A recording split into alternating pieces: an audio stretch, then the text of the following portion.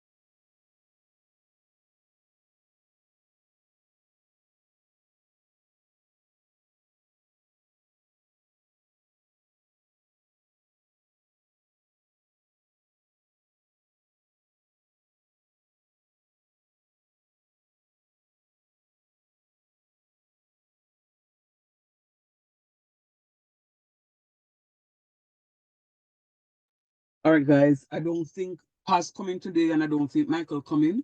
So I think we should begin. I don't think I can wait on them any longer. Have you heard from them? No, sir. Oh, sure. Um, let us continue. Let us continue with where we left off. Can anybody remind me where I was? Let me see how many of you were with any revision. Where were we the last class?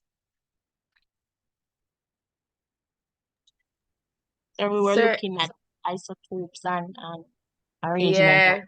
also. Isotopes and then something. All right. Name of the subatomic particles, please.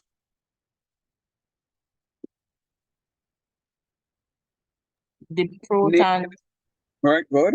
Go ahead. neutrons, and electrons. What is the mass of the proton?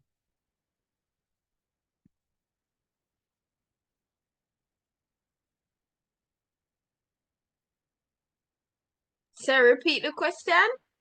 What is the mass of a proton?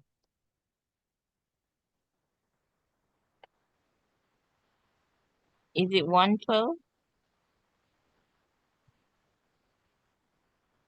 Okay.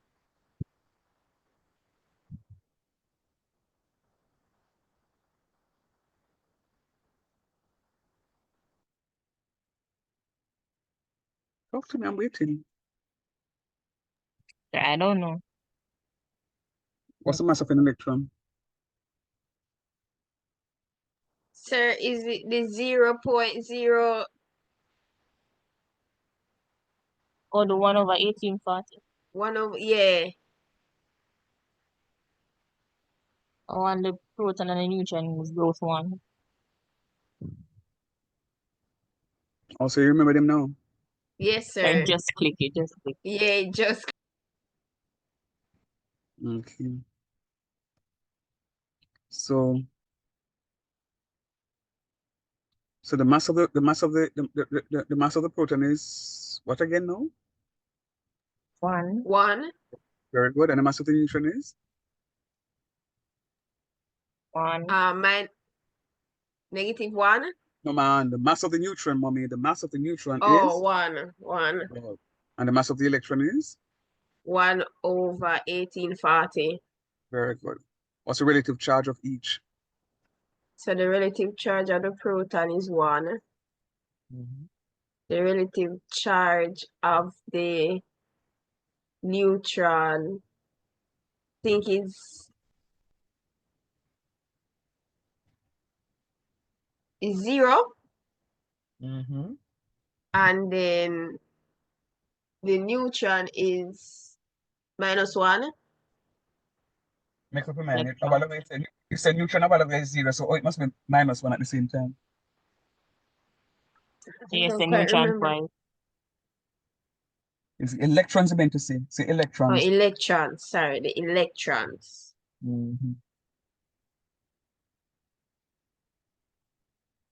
Would be -1.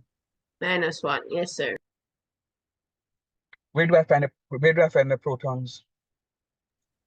The protons are found inside the nucleus of the atom. Where do I find the neutrons? The neutrons are also found inside the nucleus of the atom. What's the relationship between the protons and the neutrons? The relationship between the protons and the neutrons.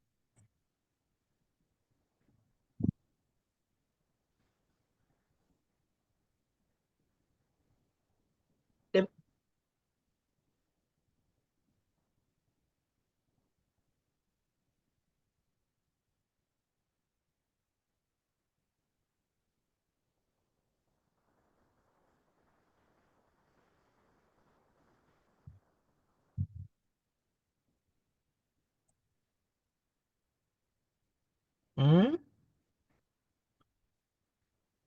Sir, I would say the protons and the neutrons, when they minus mass number, they get one of them.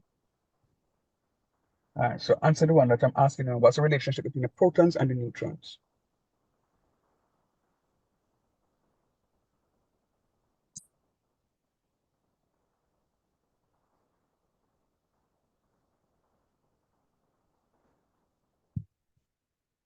Mhm.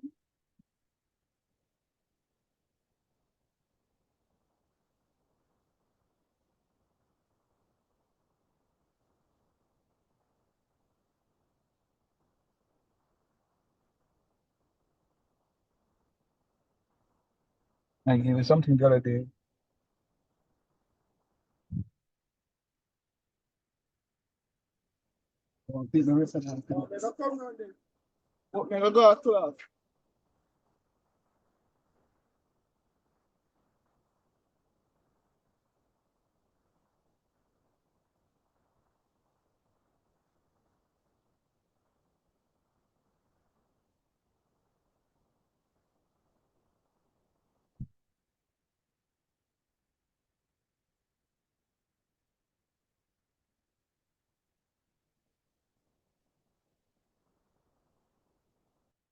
Hello, somebody. What's the relationship between the number the protons and the neutrons?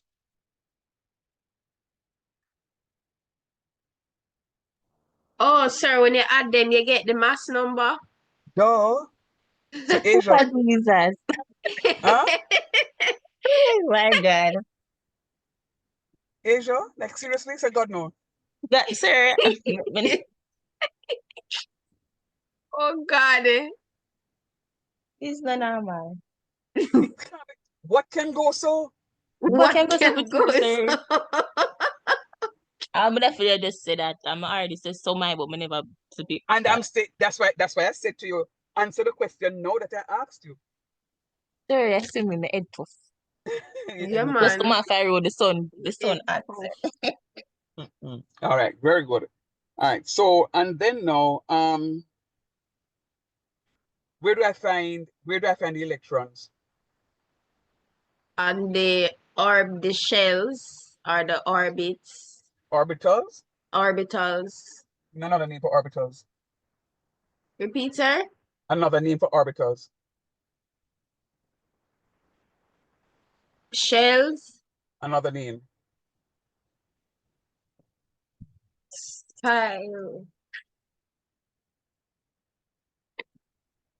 Mm, I don't remember. Energy levels. Orbitals, energy level shells, or the empty space Energy. outside. All right. Yes, Now, sir. the K shell holds a maximum of how many electrons? Repeat, sir. The K shell holds a maximum of how many electrons? 2. The M shell, how many? The end shell. M. The M shell. Oh, the M, a maximum of 8. Really? Oh, no. Maximum of 18. Yeah. How's the arrangement? 2 sets. Mm-hmm. Set one has, 8 electrons first, and then? and then next thing. And the Yeah. next 10. Okay. And how many electrons does the the L shell holds? Maximum of 8. Good job. The outer shell is called what kind of shell? The it in atomic bonding. Mm-hmm. What about it? The valent, I think. The, sir, I don't remember. Sorry, The repeat the valence question. shell. Oh, The okay. valence shell. The valence shell. Feelings. The valence shell. Which one of the electrons take part in a reaction?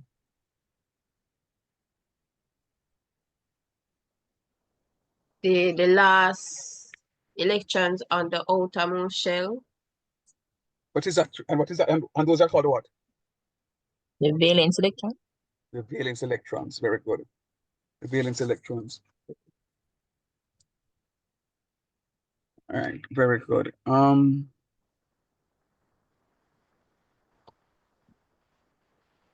right. Very good. You guys are remembering. What are isotopes again? So that no, like They're like different forms of the same like element. Okay, good. So they are atoms of the same element, same number of protons, but But different number of different. neutrons. Mm.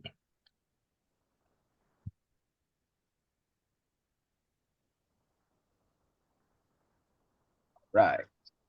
Um, oops, there is hold on, guys.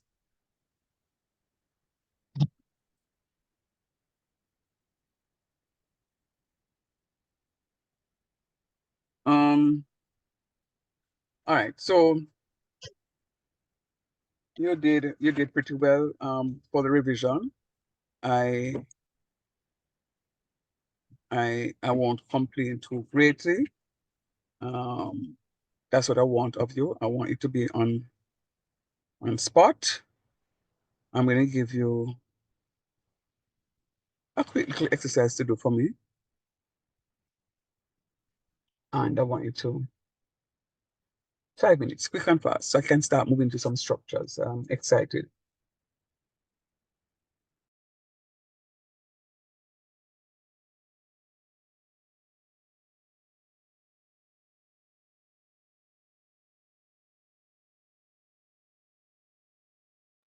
oh God, sir, this one again. Yes, ma'am. I want to make sure that you understand the stuff. You know, you did pretty well with the oral quiz just now, but I want to make sure that you fully understand what is happening.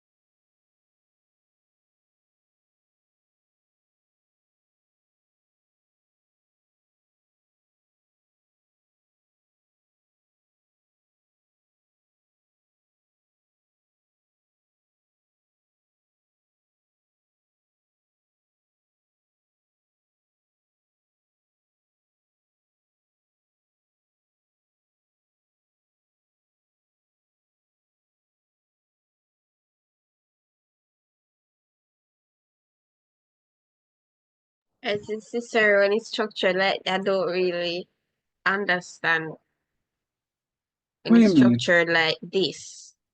Then we will understand the exam question them did. It says the atomic number of carbon is 6. And then it says to you how many protons, electrons, and neutrons are there in carbon 12. That's one question. In carbon 13, that's another question. And in carbon 14. Exactly the same thing like I did with the hydrogen 1, 2, and 3. Yeah, no, it's the same thing, but it didn't physically show it. Like how it was reached to a specific answer.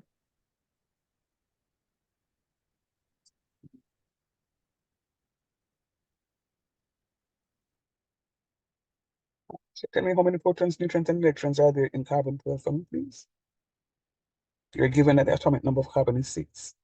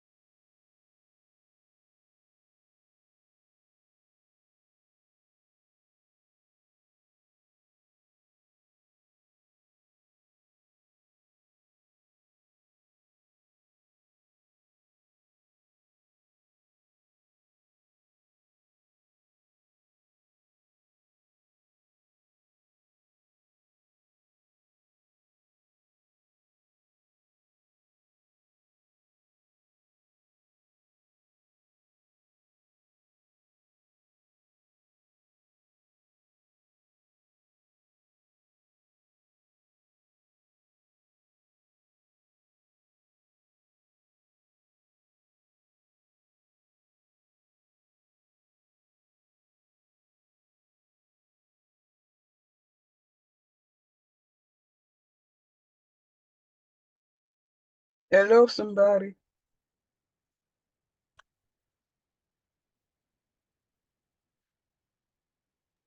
Oh, sorry, what was the question? Or are you asking about the question we have here? Yeah, that's the question I want you to do for me. Oh, we're doing it, sir. Okay, all right, cool.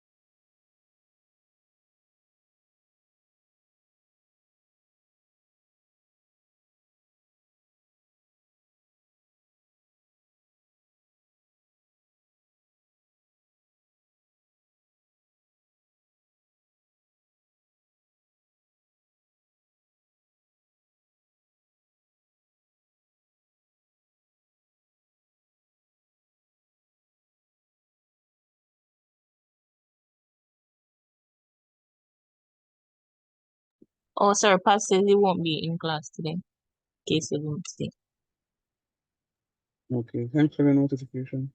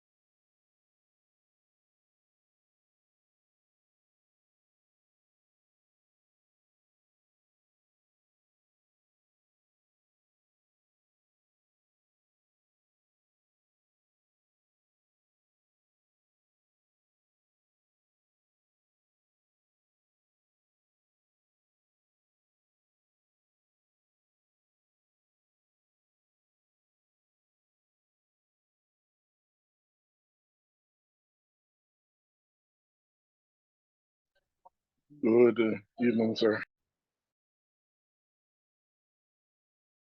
Hey, Mikey. Sorry to be late. All the things are coming out. Yes, sir. Noted.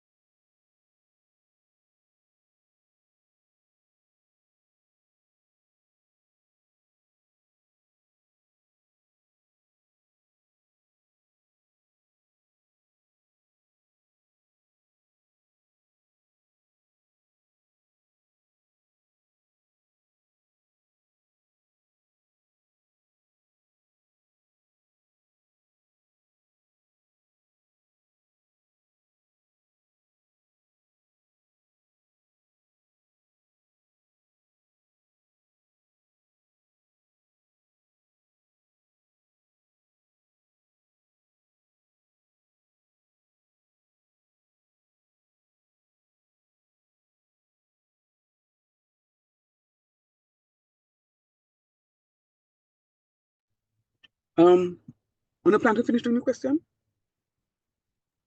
Yes, sir. Yeah, but I mean, we finish. It says, sir, we finished. Already finished? Yes, sir. Finish, Mikey?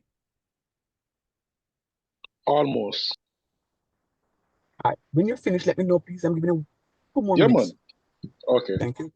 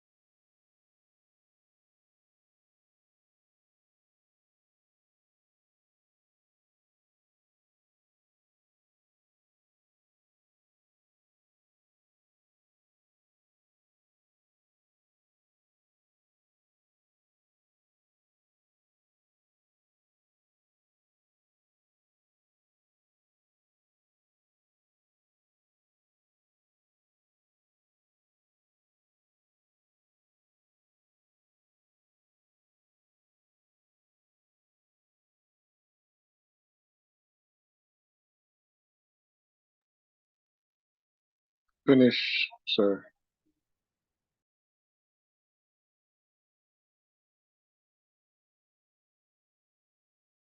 Okay.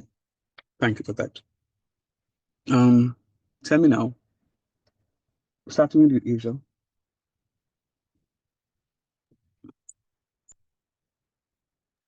right, sir. So So you you're want going to to be doing find carbon 12. 12? You're doing carbon 12. How Okay. many protons?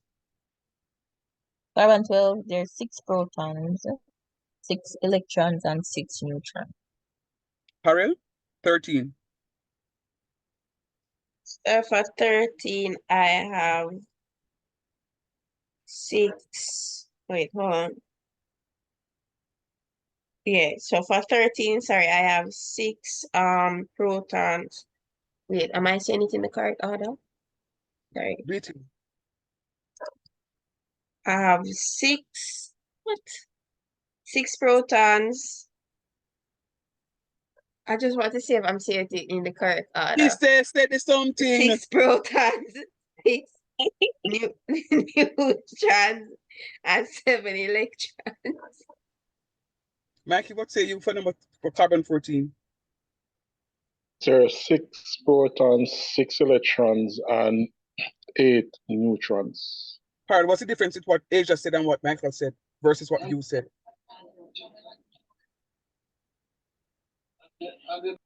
Sir, is electrons.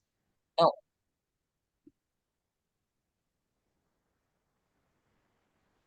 Go again with your answers, Karen.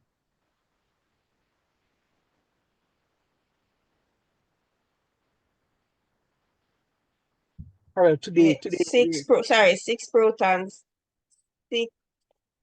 electrons, and 7 neutrons. Sorry. Why did you change it? Tell me why. Sir, that's why I was saying that I wanted to say it in the correct order as the question because I wasn't Have seeing the nothing, question on the have screen. nothing to do with it. Because I know it has protons, neutrons, and electrons. What? So it's peas and rice and peas. It's rice and peas together, so it don't make no difference. Tell me why you change it though.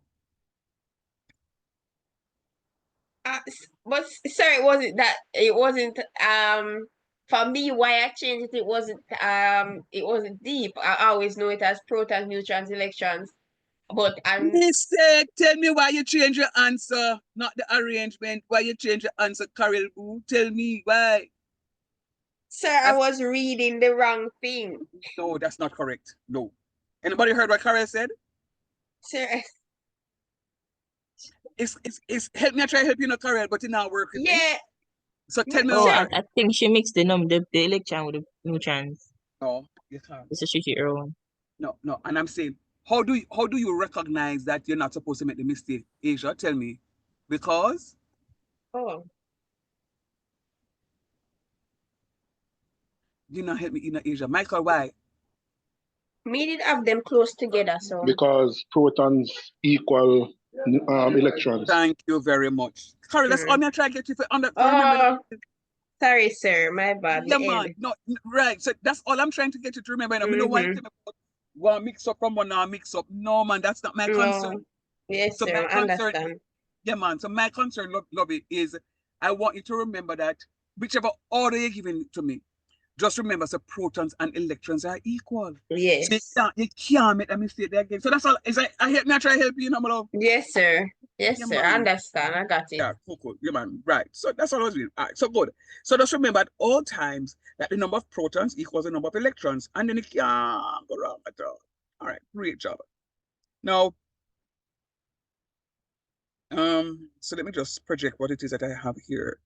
So yes, so for the most part, you did well. All of you got the the number of protons correctly. Please just remember, number of protons equals the number of electrons. So if you decide what your proton number is, it's going to be equal to the electron number. There's going to be a time when the proton number and the electron number don't match up, but I will explain to you. But for the atom,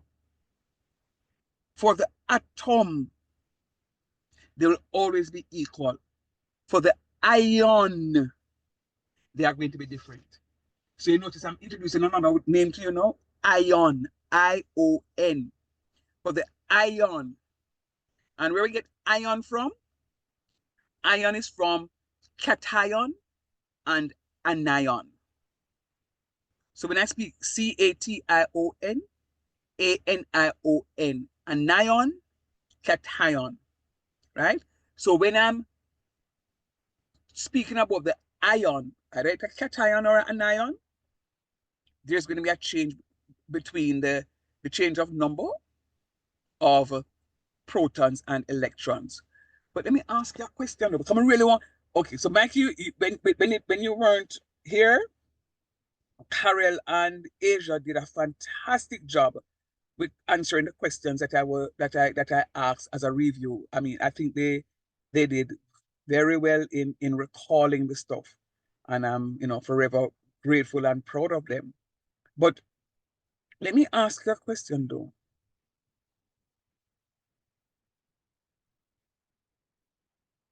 All right, let me put that question on hold for now. All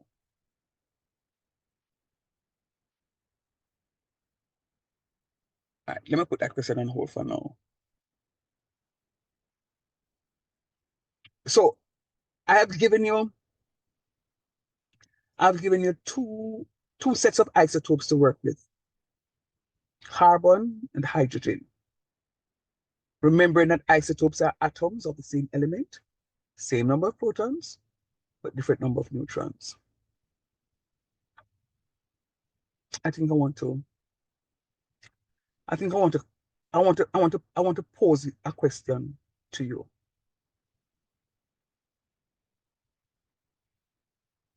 I want to pose a question. And this question is going to see how well you guys are thinking.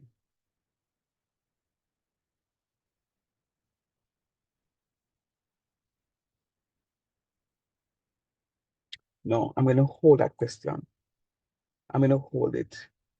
So remind me when I get to ions that I have a question to ask you. Here, please. When I get to ions, anions and cations, I will ask you the question at that point. I'll see if you guys are thinking. All right, so let us talk about the how it is that you expect to see the atom itself. E, the element, is a symbol of the element that will be here. Where is a big E?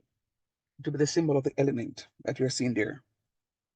A will be the mass number, and Z will be the atomic number. Right? So writing chlorine 37, as 3717 gives more representation than the former. What do I mean by former? So this is former and this is latter. The former is just writing chlorine 37. The latter is writing chlorine 3717. So I know how many electrons chlorine has. Do I know how many protons it has? Yeah, Yes, definitely. sir. 17. You know, the question kind of burning me. Never ask it. It's burning me.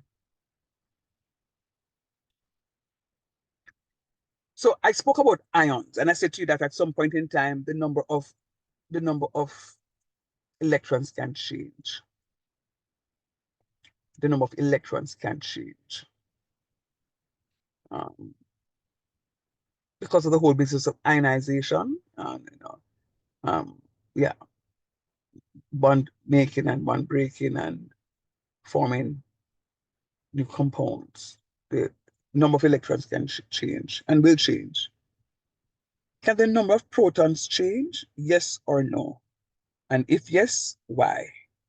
And if no, why? Can the number of protons change? I'm telling you that the number of electrons can No, change. the Why protons not? can't change, sir, Why not? because it's in the nucleus, and what is in the nucleus remains the same. Very good. Excellent. Excellent.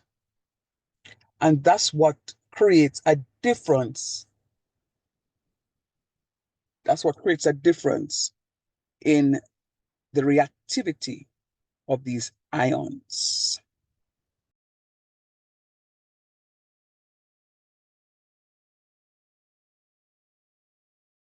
All right, hold on 1 minute, guys. Right, so what I want you to do for me, I want you to read through isotopes, and I want you to read through the medical uses. I'm giving you 1, 2, 3, 4, 5, 6. I'm giving you 4 minutes to read through those 6 stuff. 4 minutes.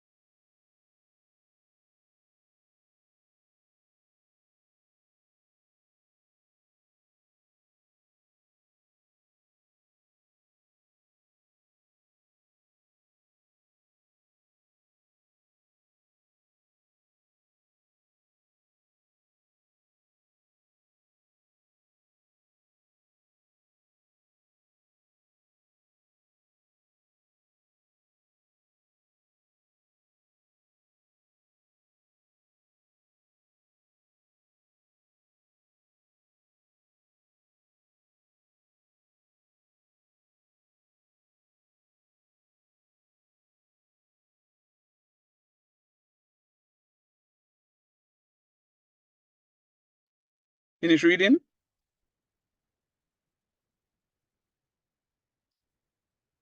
Yes, sir. All right. Now,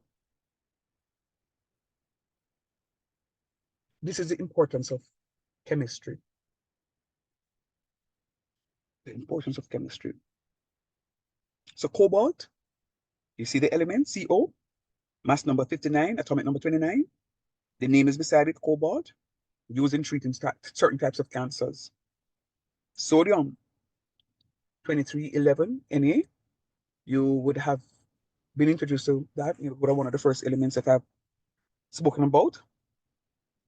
So in the first 20 elements, we've looked at hydrogen, we've looked at carbon, we've looked at sodium, we've looked at chlorine. All right. And as I go along, I'll look at different types, different ones. So by the time I finish the course, I would have gone through all 20 of them with you. And then sodium is used to trace the flow of blood and to locate obstructions in the circulatory system. Matter of fact, iodine is used to monitor and treat goiter and other thyroid problems. You know, I had a moment in the supermarket the other day. I ran out of salt. Now, I don't know about you, but when I'm cooking rice, for argument's sake, I do not put salt in my rice. And if you ever put salt in my rice, I get very annoyed. Because I think I like the Chinaman way of doing it. You don't have to put salt in it. And it comes out, I mean, I think I have the palate for it. It don't taste fresh to me. I don't salt the water, I just do the stuff. When I'm kneading flour, the most I do is to salt the water, but I don't put no salt in the flour. Anybody put the salt in the flour before they knead it? Yes, sir. You don't have to. You don't have to. You don't have to. And try it without it and tell me if there's a difference. Because the number of ways that we when was it? Day before yesterday, I was rather hungry and I wanted a nice meal, but I couldn't find a nice meal. And then I chose two snacks. One was peppery, the other one peppery and salty, and the other one was salty. And when I finished eating the two snacks, I'm saying that, wow, the sodium content that I just had could be over 2 or 3 days because the amount of salt that is in the food. So if I'm going to go home to eat rice, why am I going to salt the pot again? You really don't need. So went to the supermarket one Sunday and I said, oh crap, I forgot to buy the salt. And I stood up in the line and I'm reading ingredients. Yeah, I'm reading the ingredients of the salt. And every one of the refined salt that I pick up says this salt, this product is a non-source of iodine. And I'm saying, but why am I wasting money buying something without iodine? And I need it for you talk about your goiter and your thyroid and so I said, I need it for my thyroid, for the thyroid to be in good health. So you really need your iodine. And I'm saying, but why would I do it? And I walked up to the supermarket and I did it. I bought the salt without the iodine and most of the refined salt that I purchased. Um, it's just look at the label again. It does not contain iodine. If you did a regular bath salt, no, with a coarse grain and the dirty things that are inside of it, that is a source of iodine. But that salt just tastes saltier to me than the other salt. All right. But you have to be very, you have to be careful of your salt content. Um, when I was growing up, diabetes and high blood pressure was an old people sickness. But you have youngsters, when I say youngsters, children in primary school and preparatory school who are diabetics and hypertensive. All right. And part of the problem is they want to eat 3 Doritos a day.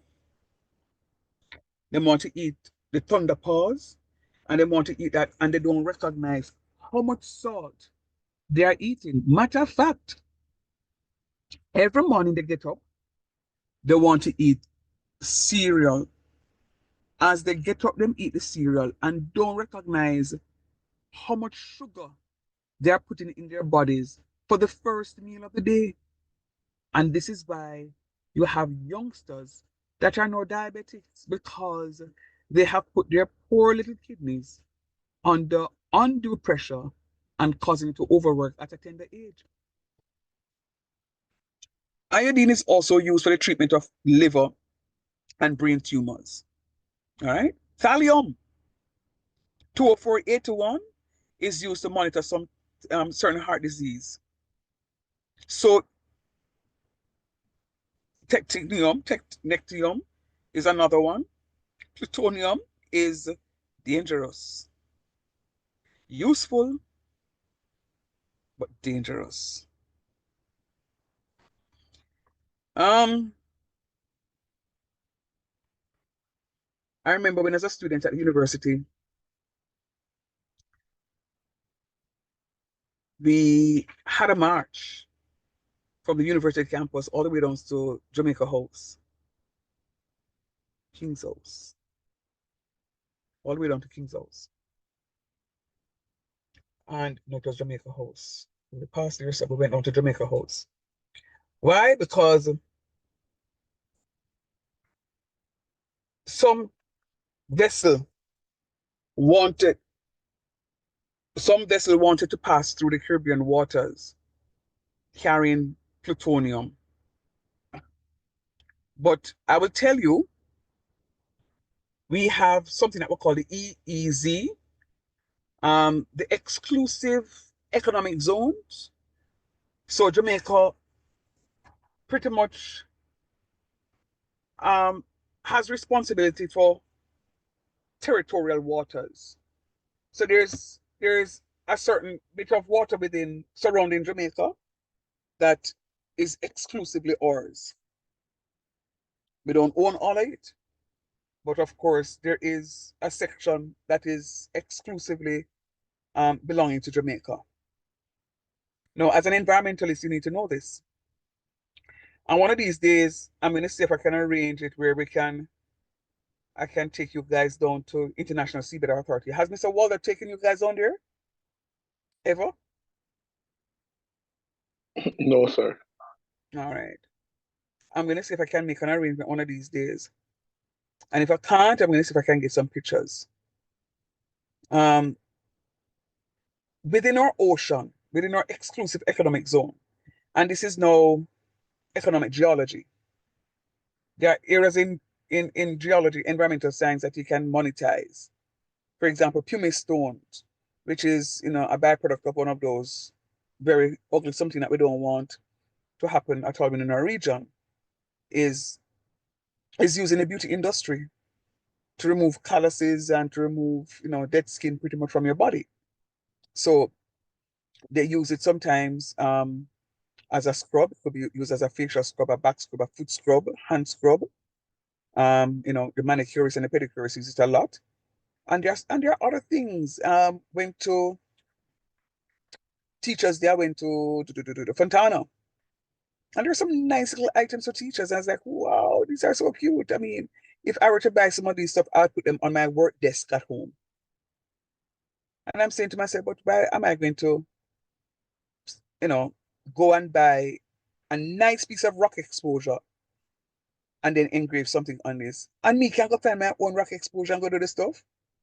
There are some nice stones that people literally carve out stuff in and selling it for good price, $3,500, $6,000. I'm like, wow. And hear me sitting down, not monetizing the little knowledge that I have. But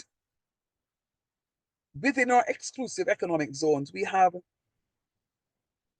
minerals precipitating out from the ocean and attaching itself within our EEZ zones. The International Seabed Authority monitors our economic zones.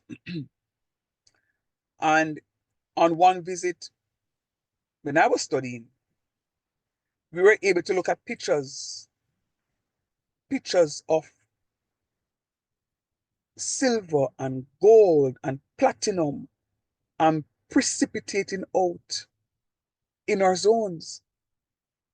And I'm saying to myself, let us go mine it. We don't have the resources to go down there to take it up.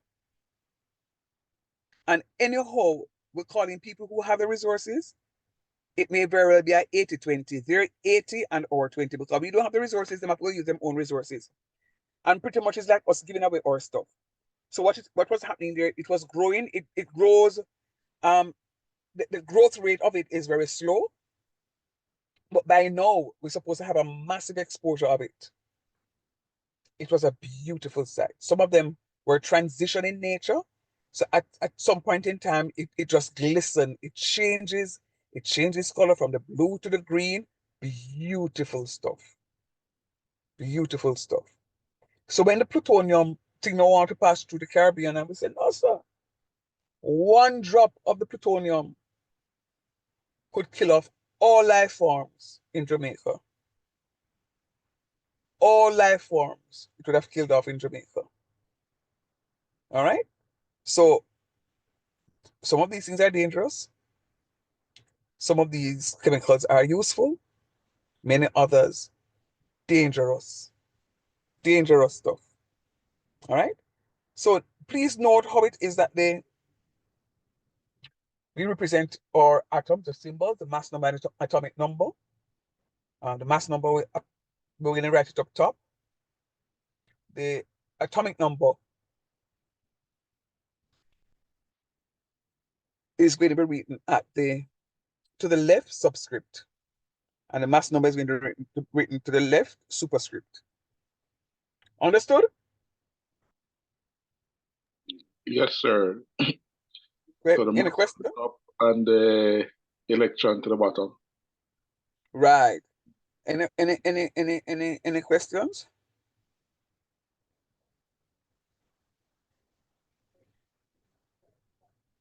Okay.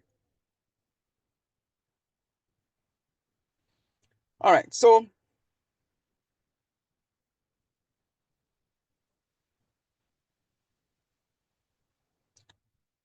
I want to take you into an exercise. We don't have much time left. Next one, what I did. Okay. This is not happening. Okay, I was wondering why the delay. I want to take you into an exercise.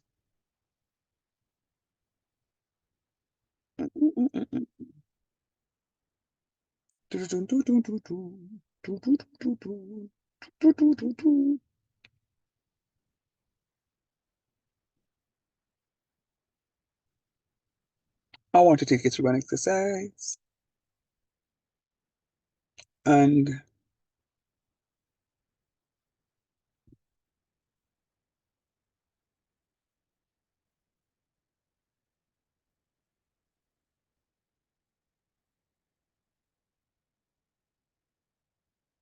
I'm going to do a new share.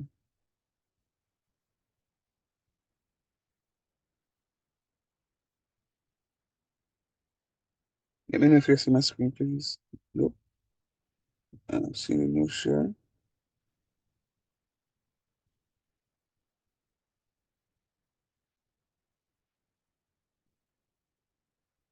Are you seeing the grid lines?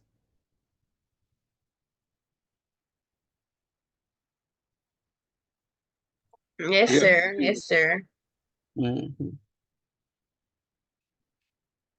All right, so let me create a scenario and all right. I'm gonna leave that one a little out.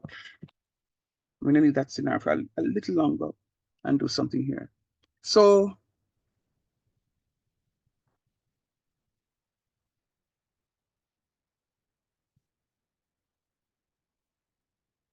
If I say an acid plus a base will give me a salt plus water. When I react an acid to a base, my result is going to be a salt and water. Say, for example, my acid here is hydrochloric acid.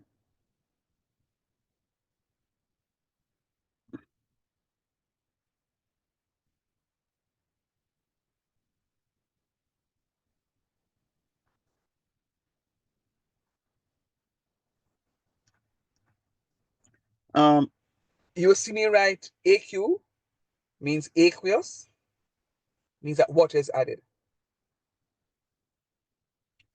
I can't give you concentrated solutions to work with in the lab. It will literally burn you up.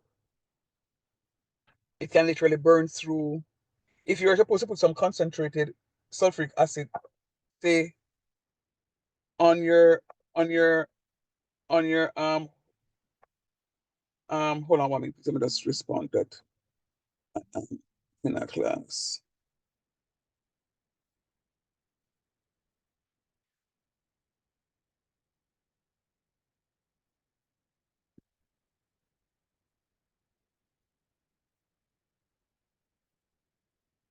Oh, there's a meeting. Hold on 1 minute, please. Hold on 1 minute.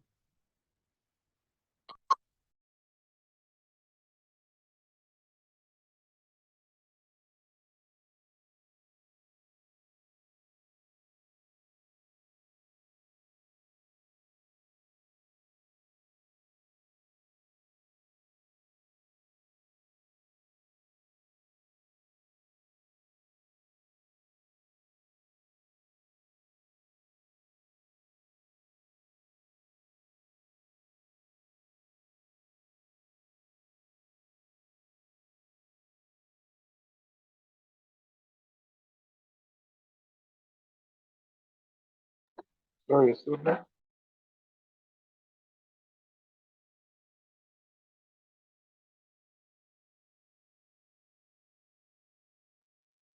All right. Yes, Doc. Thank you. Yes, Prof. Thank you. Administrative matters. Sorry, you guys. There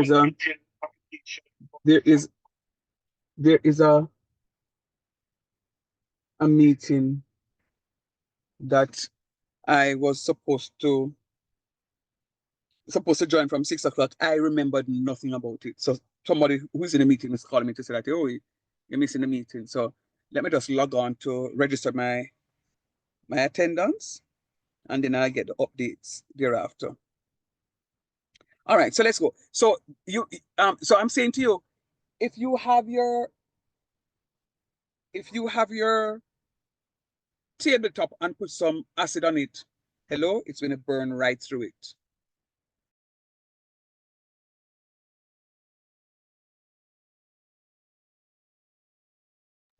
Yeah, man, hydrochloric acid and something you fluid for real.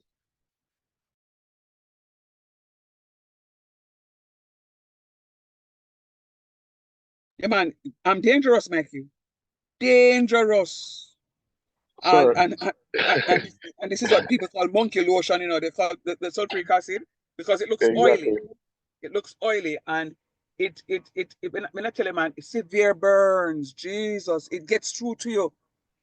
I mean, you know, oh goodness, it falls on you, it burns out your internal system. Sir, I mean, to even give a little illustration on how harsh this thing is. So growing up, my uncle has a chicken farm. I used to help him out in the summers. So one of the duties was to wash the plassan waters. And he used to dilute the hydrochloric acid. And even diluting that acid to where you consider it to be safe, it burns. It literally decalcify those plastic and they look brand new. Absolutely. So it is dangerous, not something you want to play with. Absolutely. When I tell you that it's dangerous, brother, it is dangerous. So when we're in the labs, what we do, we give the Use a acids to fume work hood. with. Huh? Say it again? Yeah, we Use need a a fume fume. hood. We need a fume hood. But you see the thing about it now, when you're using and these acids will have to be stored in dark bottles because some of them, you know, react with the light. Right? Some chemicals will have to be stored in dark bottles because if they're not stored in dark bottles, the light in and of itself will cause them to react. So they are stored in dark bottles and they are stored in cupboards that they lock up, literally lock up the cupboards them. All right. So it is dangerous in and of itself. So when we're giving students acids to work with in the lab, they're all diluted. Dilute hydrochloric acid, dilute sulfuric acid, dilute phosphoric acid, you know, weak acids. Because think about it.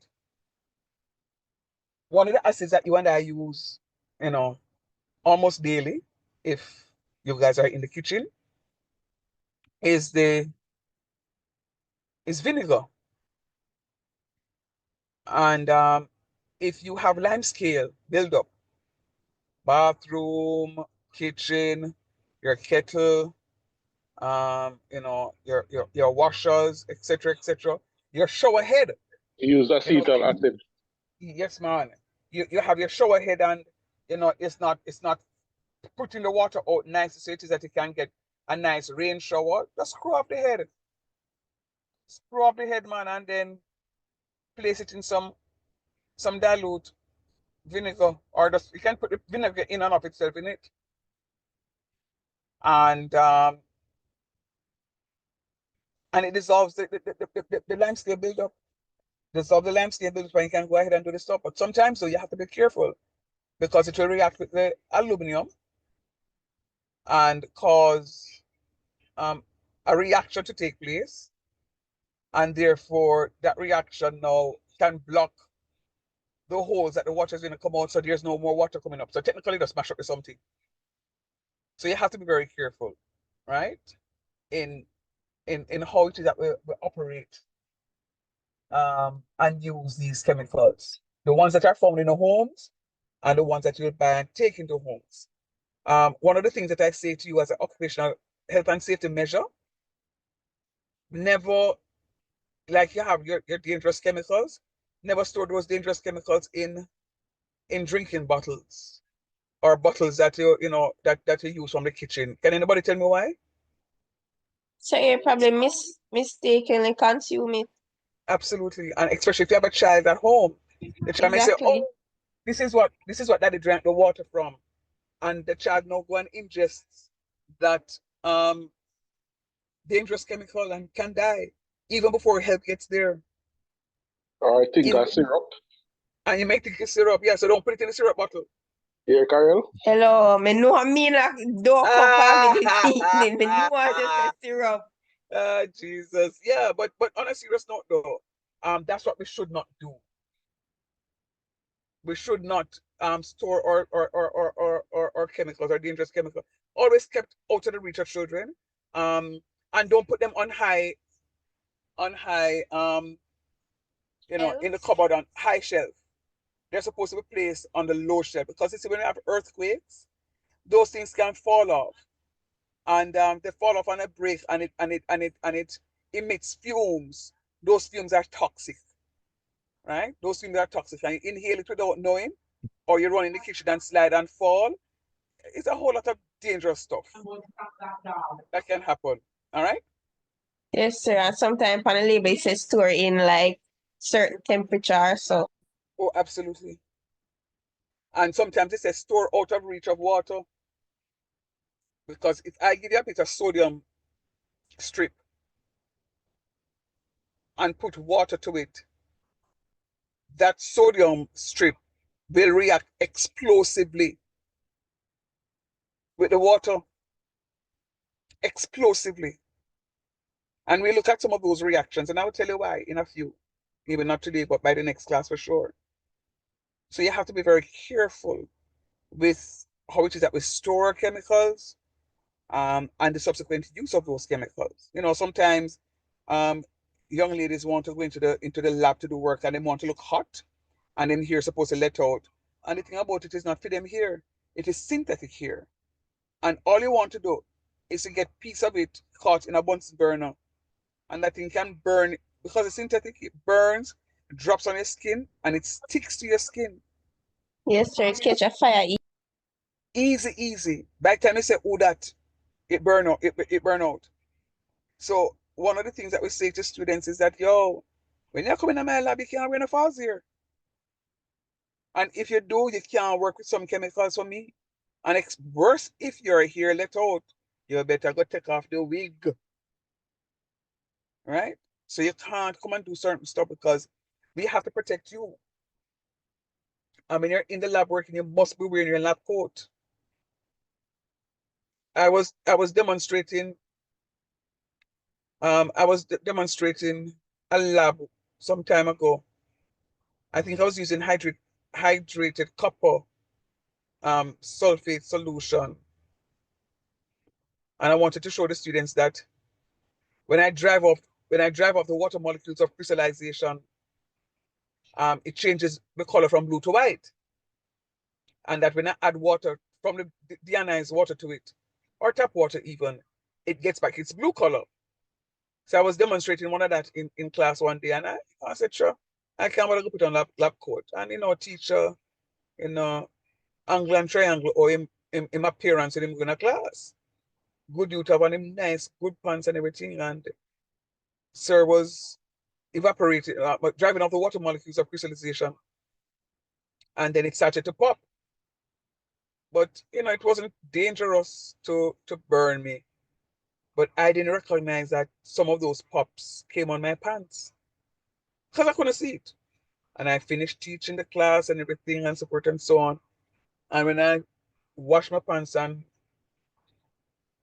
ready to put on pants again, I'm gonna hold up the pants and say then I make so much little hole in my pants. And I'm saying to myself, my goodness gracious. All because I didn't put on my lab coat. All because I didn't put on my lab coat. So, another thing that I want you to recognize as we are writing these chemical equations, I am going to show you how hydrochloric acid and sodium hydroxide, and again that's aqueous, will react. Now, what is going to be formed is a salt. So you know that water is going to be formed, H2O liquid. If I take, watch me, if I take out the H, another H and the O, what is left?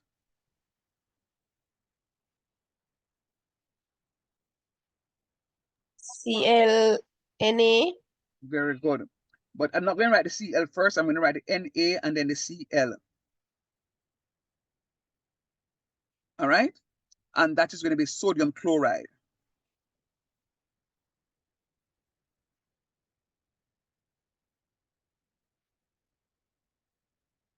That's sodium chloride, the salt. All right? Now, so that's a simple equation. A very simple equation. We perform this equation a lot in the labs, with a simple experiment called titration. A simple experiment called titration. And we use this to find the endpoint. And the endpoint is going to be shown with the aid of an indicator. That indicator could be anything. Could be methyl orange, screen methyl orange, phenolphthalein. We could do a redox titration using potassium permanganate. We just use something that tells us, yo, you reach the endpoint, and that indicator going to give you a color change. Right? And that color change will tell you now that the endpoint is reached.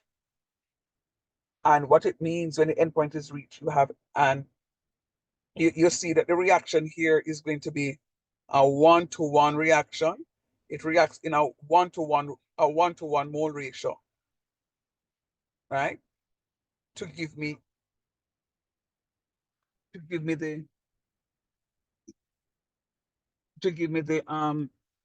the salt that is formed, sodium chloride, the salt that is produced right there.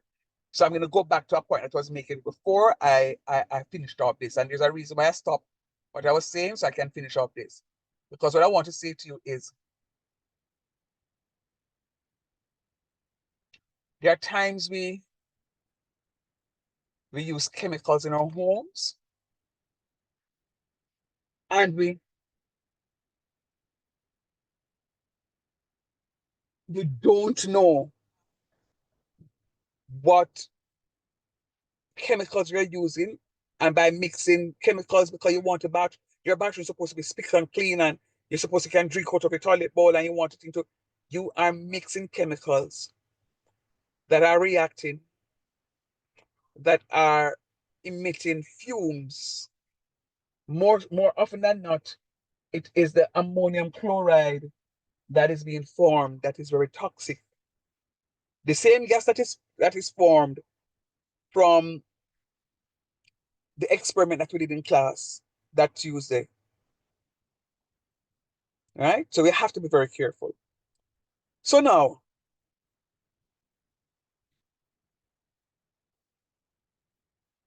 we can look at, by the way, are you following me?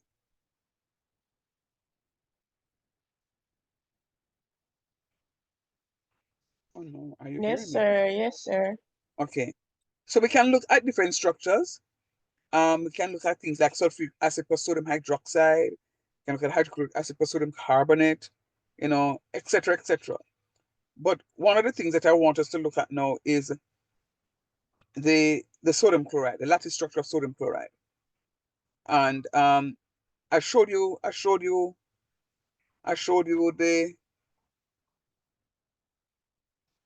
the equation that is formed with hydrochloric acid and sodium hydroxide.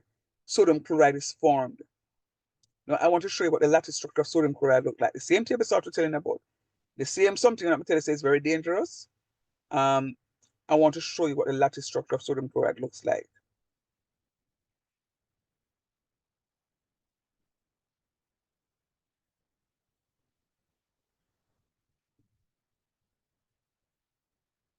Can you see that? Yes, sir. Yeah, man.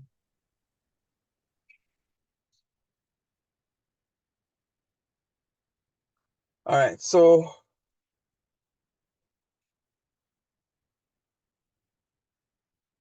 that's what the lattice structure of the sodium chloride looks like. It has a cubic shape, and pretty much at the ends of it, you have your chlorine ions.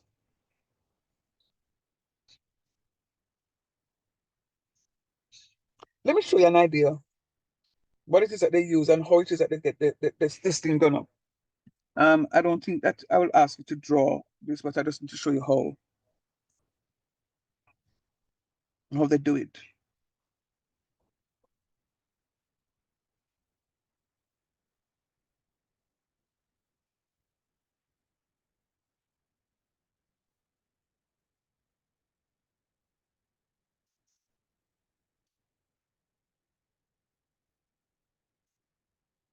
What is wrong with me?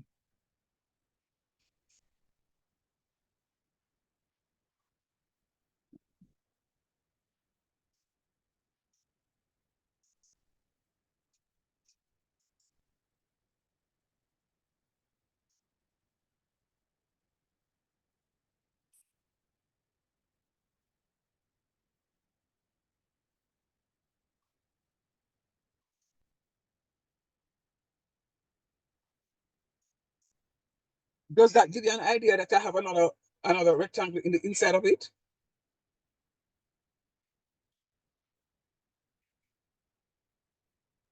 It look, oh yeah. No, you don't see it? The drawing, yeah. Yeah, man, let's see another drawing, yeah.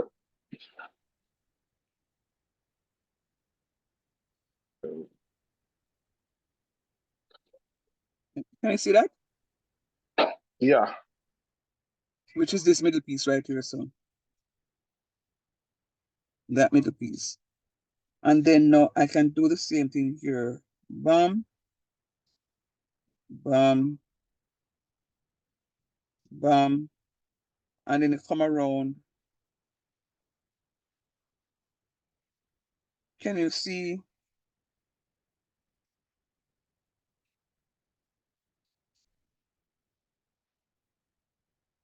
Can you see that ring on the inside there? Yes, sir.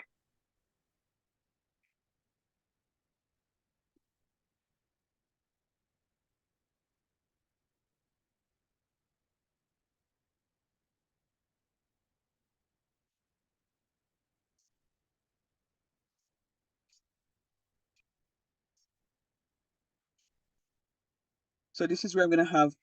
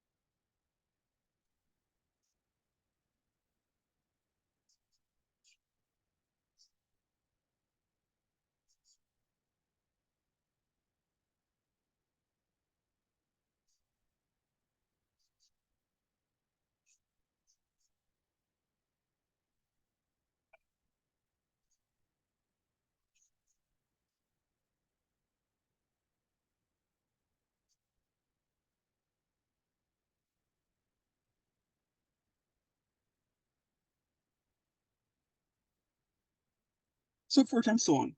I'm not yet finished, but you know, so forth and so on, because I need to have a pink one right here. Sorry, not a pink, a green one right here. That green one right here are these two right here that I have. Right. And so forth and so on. So you should have